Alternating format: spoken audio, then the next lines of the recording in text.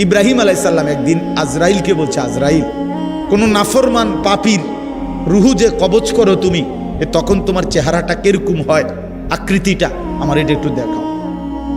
হযরত ইব্রাহিম আলাইহিস সালামকে আজরাইল বলছে, আল্লাহর কসম হে নবী, আপনি সহ্য করতে পারতেন না, আপনি এটা দেখতে চাইেন না। ইব্রাহিম আলাইহিস সালাম বললেন, না, আমার একটু হলেও দেখাও।